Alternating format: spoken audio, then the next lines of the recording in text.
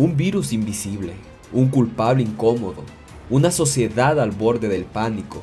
Esta no es solo la historia del VIH-Sida, es la historia de cómo el miedo, el odio y las mentiras transformaron la mayor crisis sanitaria en una tragedia humana irreparable.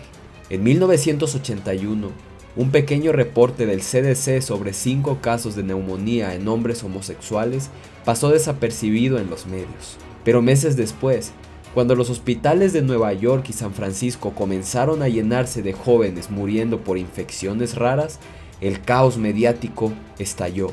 Los noticieros no tardaron en bautizar esta enfermedad como el cáncer gay o GRIT. Los periódicos publicaban imágenes sensacionalistas de pacientes terminales, no con el fin de informar, sino para asustar. ¿Y por qué no iban a hacerlo? En una era donde no existían las redes sociales, los medios tradicionales controlaban toda la narrativa. Lo que aparecía en la televisión y se escribía en los diarios era la verdad absoluta. De esa forma, el VIH no solo era un virus, sino que terminó convirtiéndose en un espectáculo. Sin embargo, detrás de ese espectáculo se escondía algo mucho más oscuro: la desinformación y una sociedad cruel lista para señalar a culpables específicos. En los años 80, ser homosexual ya era suficiente para ser discriminado. Ahora, además, se les veía como portadores de una plaga. Líderes religiosos calificaron al SIDA como un castigo divino. En televisión, se promovían campañas para proteger a la familia tradicional. Nos trataron como apestados. En hospitales, los doctores usaban guantes dobles para tocarnos, como si fuéramos radioactivos. Mientras tanto, los medios alimentaban el morbo. ¿Recuerdas los programas de talk shows? Invitaban a personas VIH positivas, no para informar, sino para exhibirlas como una advertencia. Esto te pasará si no sigues las reglas. Pero lo que nunca dijeron fue esto: la enfermedad no solo afectaba a los homosexuales. Hemofílicos, usuarios que utilizaban sustancias ilícitas, incluso amas de casa, comenzaron a aparecer entre las víctimas. Sin embargo, esa realidad no vendía tanto como el miedo. El VIH-Sida no era una pandemia, era un juicio público. El SIDA no solo atacó a desconocidos. Cuando las celebridades comenzaron a caer, los medios encontraron oro puro. El caso de Rock Hudson, una de las estrellas de Hollywood más famosas y galardonadas del mundo, fue el primero en escandalizar a la sociedad. Cuando en 1985 reveló que tenía SIDA, no solo rompió el silencio, sino que rompió con la imagen de la estrella intocable e inalcanzable. De esa forma, el actor tuvo un cambio radical en su vida. De ser el sueño americano para muchas mujeres y el ideal de hombre dentro de la sociedad, pasó a convertirse en el rostro de la terrible enfermedad. Los tabloides explotaron su enfermedad. ¿Cuántas estrellas más están infectadas? ¿Qué secretos esconden los famosos?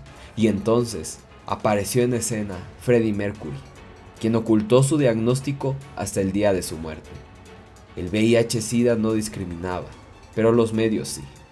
Por otro lado, cuando el basquetbolista Magic Johnson anunció en 1991 que tenía VIH, la narrativa cambió. Ya no era un virus gay, ahora era un problema de todos. Pero la pregunta a todo esto es: ¿cuánto dinero necesitabas para sobrevivirlo? En los 80 no había Twitter ni TikTok.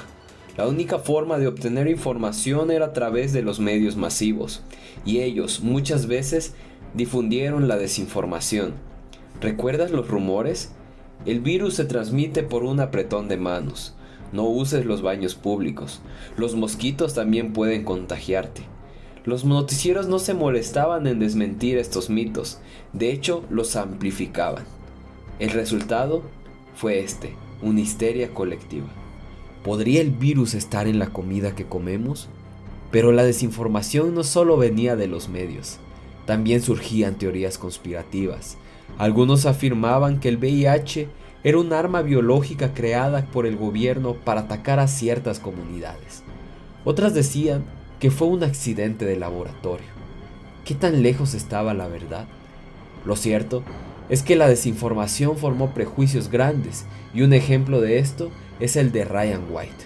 Él, un adolescente oriundo de Kokomo, del estado de Indiana, padecía de una enfermedad llamada hemofilia. Esto provocaba una dificultad en la coagulación de su sangre. Normalmente recibía transfusiones de sangre y, una vez de forma inoportuna, una de esas tantas transfusiones estaba contaminada de SIDA. De esta forma, a los 13 años de edad, él era un portador del virus mortal. Los pronósticos eran devastadores. 6 meses de vida le quedaban a un pequeño niño con muchos sueños por delante. 2 meses más permaneció en el hospital y luego, después de sentirse mejor, le comunicó a su madre el deseo propio de poder regresar a la escuela. Cuando su madre intentó regresarlo al lugar donde estudiaba, se encontró con una gran resistencia de parte de muchas personas. Los maestros, directivos y padres de familia mostraron indiferencia ante Ryan, argumentando que la enfermedad era altamente contagiosa, incluso por el simple contacto con los otros niños, cosa que era totalmente errónea. A pesar de la gran lucha que llevó a cabo, la indiferencia y la intolerancia, pero sobre todo la discriminación, fue grande, que tuvo que mudarse del lugar. Se fue a Cicero, otro lugar de Indiana, donde pudo ingresar a la escuela. Ahí pudo vivir 5 años más. Durante esos años pudo conectarse con famosos como Elton John y el rey del pop Michael Jackson, incluso con Ronald Reagan, el presidente de Estados Unidos en ese entonces. Su caso apareció en las portadas de revistas y en los programas televisivos. Y así, Estados Unidos en 1991 promulgó el Acta Ryan White Care. ¿Qué significaba esto? Era un programa federal diseñado para proporcionar ayuda financiera de emergencia a las comunidades afectadas por el VIH-Sida. Al final, su gran lucha incansable dio frutos. Sin redes sociales, la única forma de contrarrestar el pánico era a través de activismo comunitario. Grupos como ACT-UP usaron métodos innovadores para captar la atención del público. Protestas frente a hospitales y laboratorios, campañas con eslogans provocativos como "el silencio es igual que la muerte", y también arte callejero que llevaba mensajes de esperanza y de resistencia. Los activistas también lucharon para controlar la narrativa. Repartían folletos con información verdadera sobre el VIH y educaban a las comunidades más vulnerables. Ellos fueron los primeros influencers, mucho antes de que esa palabra existiera. Durante años, el gobierno de Estados Unidos ignoró la crisis. Ronald Reagan ni siquiera mencionó el SIDA hasta 4 años después de los primeros casos. ¿Por qué? Porque los principales afectados no eran considerados prioridades. Es una enfermedad que afecta a los que no siguen las normas. El precio de esa indiferencia fue altísimo. Miles de vidas perdidas que pudieron haberse salvado con un poco de empatía y de acción. El VIH-Sida no solo fue una pandemia, fue un espejo de lo peor y lo mejor de la humanidad. Un recordatorio de cómo el miedo puede matar tanto como un virus. Hoy sabemos más, tenemos tratamientos, pero el estigma sigue vivo. La pregunta es, ¿hemos aprendido algo o estamos condenados a repetir los mismos errores? ¿Qué opinas de todo esto? ¿Crees que los medios fueron responsables de tantas muertes indirectas? ¿O fue la indiferencia de los gobiernos lo que condenó a miles? Escribe tu opinión en los comentarios, incluso si no estás de acuerdo. Aquí no venimos a repetir lo que todos piensan, venimos a debatir. ¿Qué opinas de todo esto?